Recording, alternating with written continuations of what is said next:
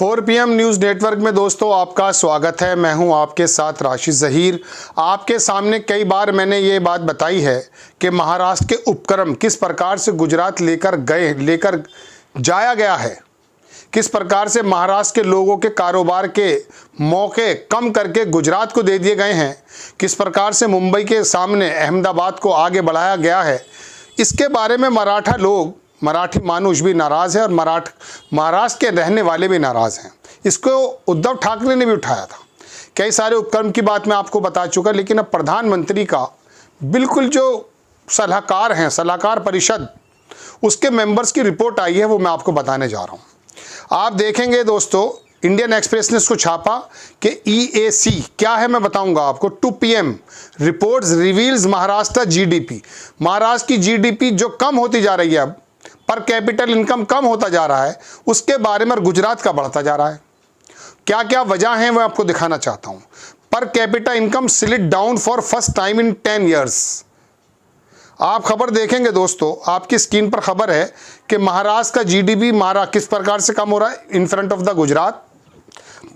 Economic advisory council है ये, जो प्राइम मिनिस्टर को रिपोर्ट करती है। उन्होंने सबमिट की अपनी रिपोर्ट और इसमें कहा कि economic performance of Indian state revealed Maharashtra contribution to India, Maharashtra का जो कंट्रीब्यूशन इंडिया को था, has slid down for first time. पहली बार जो महाराष्ट्र कंट्रीब्यूट करता था केंद्र को, वो थोड़ा कम हुआ है। अच्छी बात नहीं है, तमाम प्रदेशों को कंट्रीब्यूट करना चाहिए ताकि हमारी पूरे देश की इकोनॉमी मजबूत हो जाए। क्यों हुआ है? First time by 2.1% in this last decade, पिछले 10 वर्षों में पहली बार ऐसा हुआ है कि महाराष्ट्र कंट्रीब्यूट करने में फेल हो गया, कम हो गया।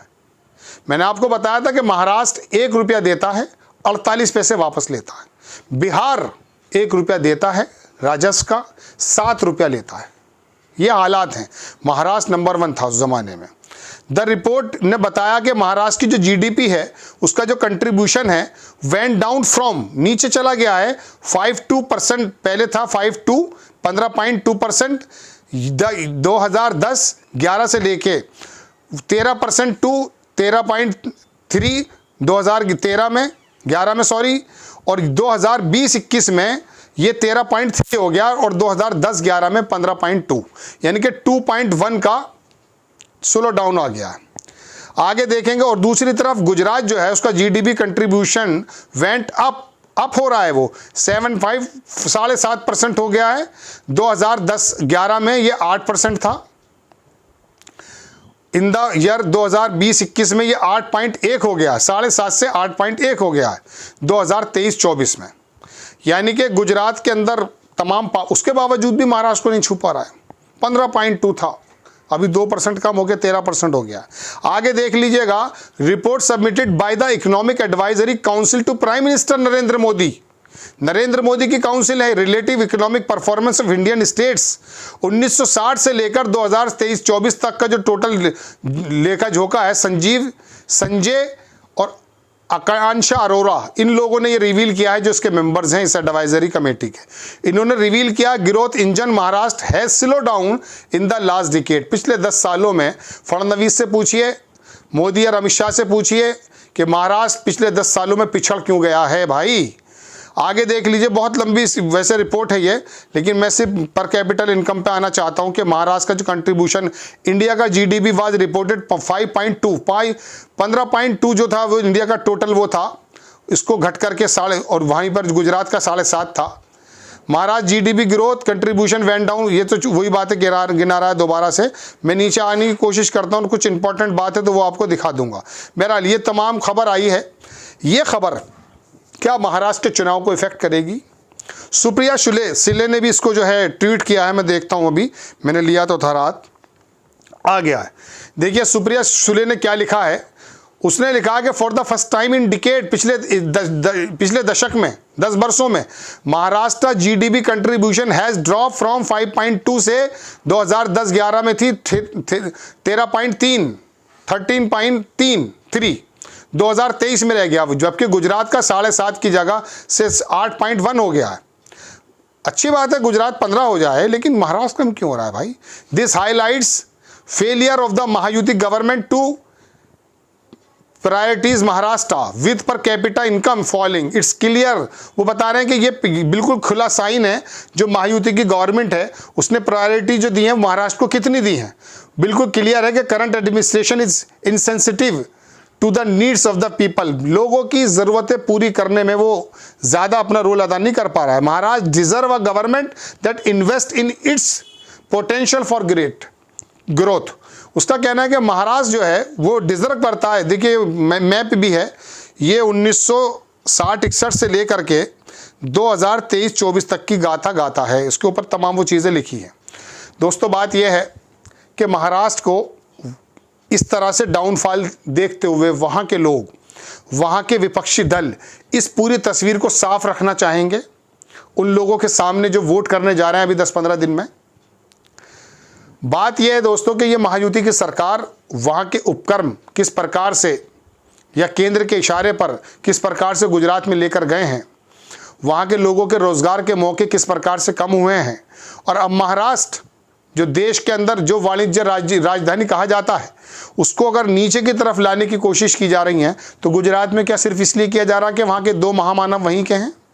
क्या महाराष्ट्र देश से अलग है? आप वहाँ पर चुनाव कराने ज़रूर जा रहे हैं, लेकिन आप देखिए तो सही हो क्या रहा है। महाराष्ट्र क्या पर कैपिटल इनकम कम होता जा रहा है। गुजरात को इतना ज़्यादा, मैंने कहा कि डायमंड कटिंग का काम होता था, पॉलिशिंग का, वो सूरत में होता था, लेकिन उसका तमाम हब एक्सपोर्ट इंपोर्ट मुंबई होता था, उसको भी सूरत में लेकर आया जा रहा है। बहुत सारे काम हैं। मैंने आपको शायद 8 दिन पहले एक एपिसोड बनाया था, उसमें तमाम डिटेल में बात बताई थी कि किस प्रकार से सेमीकंडक्टर के जो 2 उपक्रम नितिन गडकरी के माध्यम से आए थे उसको भी वहाँ ले जाया गया है। और अभी किस प्रकार से स्पेन का जो प्रधानमंत्री थे हमारे मोदी जी के साथ रोड शो किया, और फिर उसके बाद वो जो विमान बनाने का कारखाना बना था, कॉम्प्लेक्स बनाना था, उसको किस प्रकार से वो वहाँ वडोदरा लेकर चले गए। तो ये महाराष्ट्र के जनमानस देख रहा है। इसको अगर मुद्दा उद्धव ठाकरे बनाते हैं, कांग्रेस बनाती है, कांग्रेस तो शायद ना बना पाए क्योंकि वो तो थोड़ा सा गुजरात को भी कवर करना चाहेंगे, लेकिन उद्धव ठाकरे की तो कोई भी मजबूरी नहीं है अपने लोगों की आवाज़ उठाना।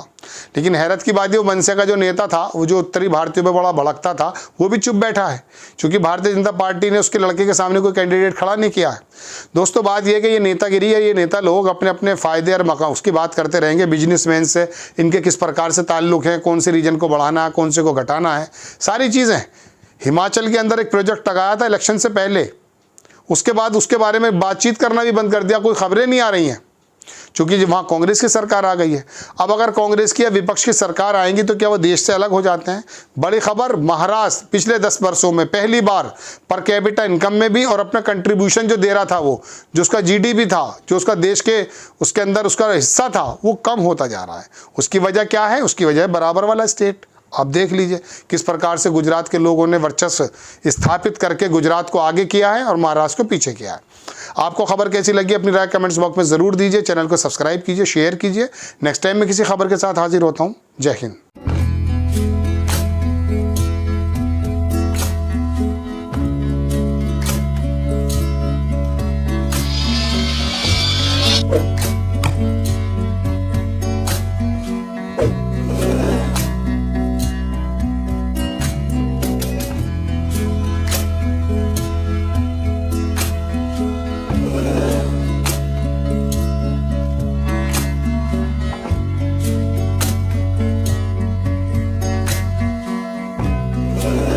you